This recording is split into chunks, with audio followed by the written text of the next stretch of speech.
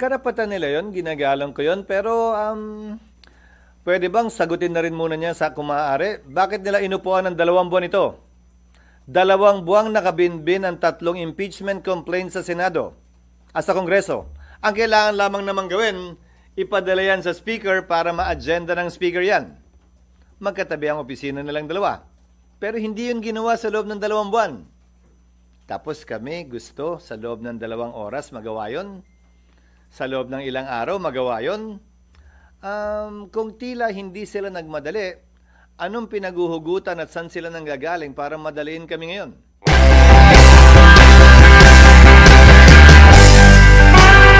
Pinumite sa Senado bago kami nag-adjourn. And yet, in-schedule ang trial pagkatapos ng recess, mahigit 1 buwan mula sa araw na yon. Impeachment trial ng yumaong Chief Justice Corona, December 13 final, 1 linggo bago nag-recess ang Senado, hindi lamang 3 araw, 1 linggo. Pero hindi nag-trial ang Senado. Nag-trial matapos ang recess ng Pasko at New Year at tinawag yung pagdinig ng January na, makalipas ang humigit kumulang 1 buwan. Bakit ko iibahin ang pagtrato dito sa impeachment complaint na ito? Hindi ito espesyal, hindi ito kakaiba. Ang tingin dapat namin dito, ordinaryong impeachment complaint lamang laban sa isang impeachable officer. Pare-pareho lamang silang impeachable officer sa pananaw namin. Presidente man, Vice Presidente, Ombudsman, Chief Justice o ibang impeachable officer. Walang dahilan para mag-iba kami ng pagtrato dito. Baka mapagbintangan pa kami o maakusahan na iniiba ito dahil espesyal ito, dahil mas dinidiinan at minamadali namin ito. Ordinaryo lamang ang pagtrato namin dito, pinakamagandang ebidensya at batayan na kami magiging patas para dito. Parang nakumbinsi ka naman, hindi pa diba tumatong ko eh. Sabi po ni Tom Luis, sir, na hindi naman daw sa minamadali kayo, pero he will raise to the House Constitution Team yung possibility to go to SC para masimulan agad. Sabi niya, hindi daw dahilan na ay mag-election kasi hindi pwede. Karapatan nila yon, ginagalang ko yon, pero pwede bang sagutin na rin muna niya sa kumaari? Bakit nila inupuan ng 2 buwan ito? 2 buwang nakabinbin ang 3 impeachment complaints sa Senado at sa Kongreso. Ang kailangan lamang naman gawin, ipadala yan sa Speaker para ma-agenda ng Speaker yan. Magkatabi ang opisina nilang 2. Pero hindi yun ginawa sa loob ng 2 buwan. Tapos kami gusto sa loob ng 2 oras magawa yun. Sa loob ng ilang araw magawa yun. Kung tila hindi sila nagmadali, anong pinaguhugutan at saan sila nanggagaling para madaliin kami ngayon? Hindi naman niya kailangan sagutin talaga kung gusto lang niya. Para lang maliwanagan din ako. Sir, how could the Senate ensure a fair trial for VP Duterte given that some senators have already given their position that they'll vote against? Well, aren't we starting on the right foot by treating it like any other impeachment complaint? That's a good start, I believe. Now, with respect to those who are voicing out their position, I would hasten to remind them once again and admonish them once again to kindly refrain from doing so in order to maintain and keep the impeachment court itself and the process fair, without any prejudgment on the part of any member of the Senate for or against impeachment.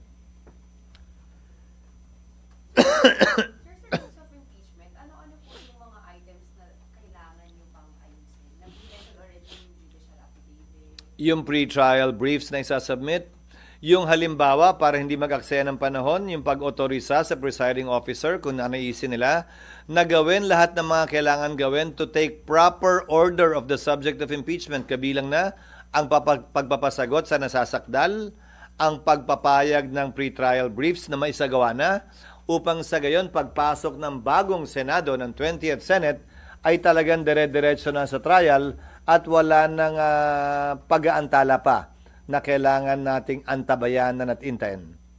So kapag nakapag-trial na, ano yung timeline, yung period na pwede ninyong matapos? With pre-trial briefs and with judicial affidavits, I think in 2 to 3 months the Senate can do it. If we can hold trial for 4 times a week, 4 days a week, of 5 to 6 hours each, I think that would be sufficient. Basing it on the completed trial of then Chief Justice Corona. Yun pa lamang naman kasi ang natapos natin, di ba, na impeachment trial.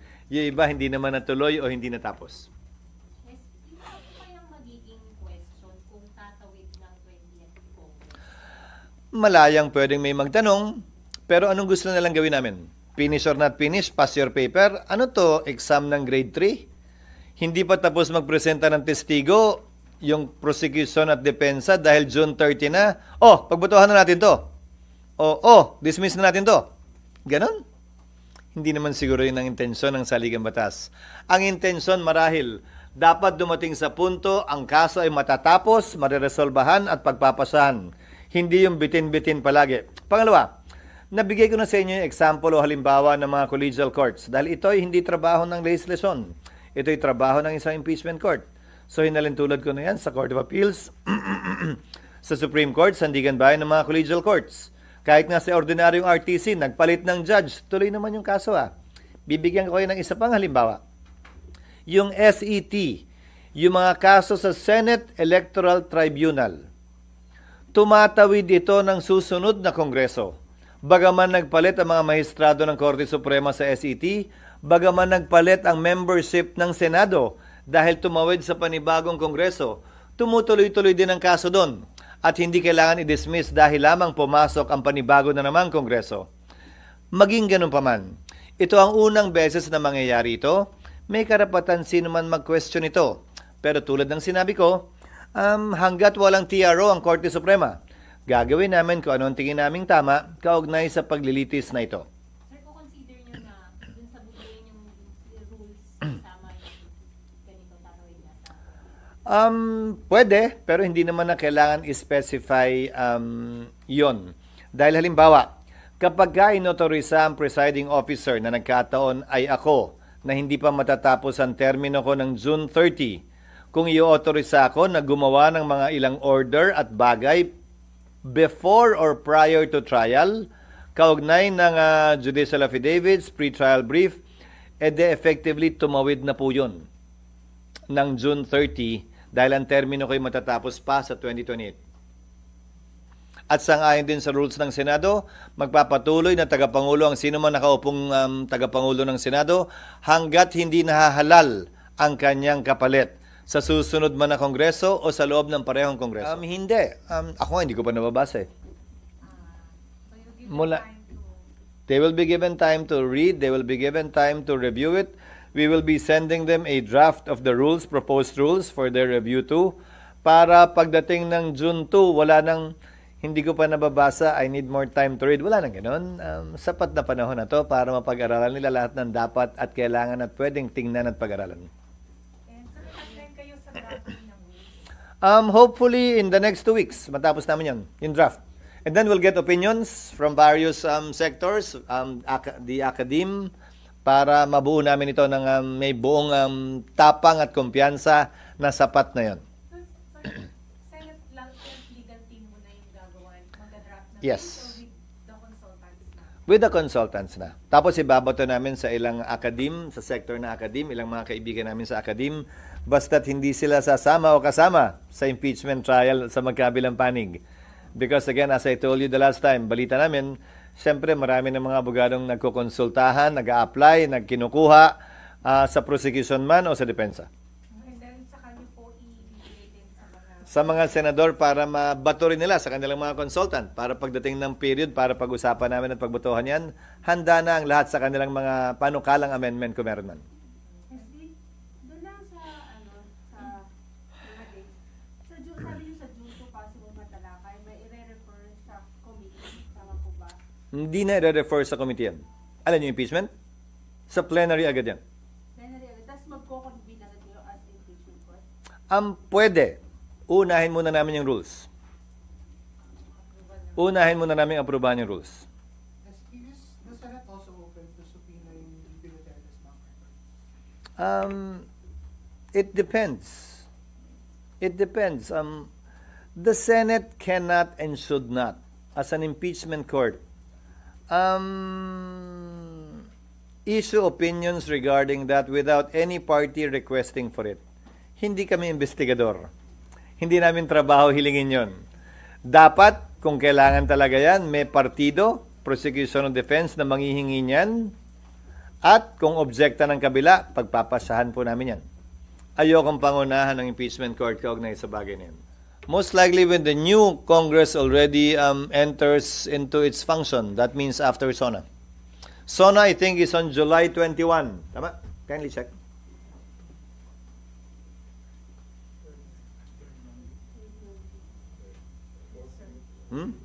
SONA is on July 21, so trial will commence after that date. So yung hindi ba to with this hanging, hindi ba makaka-apekto sa politika, ekonomiya? Dapat hindi. Bakit? Dahil, ulitin ko, ito ay legal, konstitusyonal at normal na proseso para mapanagot ang ilang matataas na opisyal natin na tinatawag nating impeachable officers. Hindi ito dapat katakutan. Hindi tayo dapat tumakbo palayo dito. Hindi tayo dapat mabahala dito. Dahil normal, ordinaryo at legal na proseso ito na nakasaad sa ating saligang batas. That is an option for the 19th Congress to take because whatever it is that the 19th Congress does, the 20th Congress, dahil aabutan yon, can decide otherwise. Pero definitely, sir, magkukonvene kayo sa impeachment court. Again, depende yan sa 19th Congress. Kasi mangyayari yan, 2 beses kayo magsusumpahan, baka may dagdag ground pang umangat eh. Isa yan sa mga pag-uusapan at pag-aaralan namin sa rules. So bahagi yun. Dahil pwede na, ang rules dapat aprubahan namin hindi bilang impeachment court. As a legislative body, dapat namin aprubahan yun. So pwede naming aprubahan yun na hindi pa impeachment court. At dahil kinakailangan lamang naman ng impeachment court sa trial, lahat ng mga kailangan gawin bago mag-trial, hindi pa naman kinoconvene ng impeachment court. Again, by analogy, let's draw from history. Nung panahon ng corona impeachment, hindi pa yata nagko-convene, kung tama ang pagkakaalala ko, anong impeachment court, nag-issue na ng mga summons ang Senate President habang recess para hindi na makaksaya ng panahon. So pwede rin gawin yun dito. Kung pagpapasahan ng 19th Congress na kailangan mag-convene muna tayo bago magawa yan, desisyon ng 19th Congress yun. Depende nga kung ano yung mailalagay sa rules namin. So sir, dun sa timeline, pag June 2, after June 2, nag-refer, mag-convene. Again, don't be confused about and stuck with convening. Kahit mag-convene yung impeachment court, anong gagawin namin? Ang unang-unang gagawin pagkatapos ng rules, papadala ng summons ang nasasakdal. 10 araw para sumagot kung hindi siya hihingi ng extension. Pag humingi ng extension, malamang pagbibigyan naman yun ng isa. Ngayon, pagkatapos nun, 10 araw din para magsumite ng reply. Baka humingi din ng extension. Pagkatapos nun, baka humiling naman yung nasasakdal ng pagkakataon magsubmit ng rejoinder. Hindi ko alam, pero karapatan niya yun. Karapatan din ng prosecution magsubmit ng rejoinder. Karapatan din ng magkabilang panig kung tingin nila may nais pa silang sabihin o isumite na pleading, magsumite na tinatawag nating ad cautela pleading. So, mahaba pa yun eh. Tapos magpi-pre-trial. Maghahanda sila ng judicial affidavit, pag-uusapan nila kung ano yung mga admission na pwede na lang sabihin, hindi na kailangan patunayan yan para hindi humaba. Okay na kami dyan, tanggap na namin yan. Kaya nga ang tawag pre-trial, di ba? Kasi hindi pa trial pre. Before trial. So, ang dami pang gagawin bago yung actual impeachment court ay kinakailangan umupo at dinggin ng anumang bagay. At sa loob ng 6 na araw, maski na 30 araw, baka nga hindi pa matapos yun. Yan yung sinasabi ni Senator Coco, ang ating minority leader, na in-interview niya na 10 days. Ubus na yung June 30 Bago magsimula kasi ang trial, kailangan lahat yun matapos muna. Kaya nga pre-trial ang tawag doon. Pero at least, SP, definitely, maaprubahan yung rules, makakapanumpa kayo sa impeachment charges. And then, Baka nga hindi pa kailangan dahil kung nakalagay sa rules na pwede nang gawin lahat yan, kung nakalagay sa rules na pwedeng gawin niya ng presiding officer nang hindi kinoconvene ng impeachment court, posibilidad yon. Ayoko lang pangunahan. Ngayon, pag sinabi din naman ng mayoriya na convene tayo, authorize ka namin. Pwede rin yun. Nasa sa kanila yun. Ayokong pangunahan. Kasi nga itong proposed rules na to, isusumiti pa lang namin sa kanila.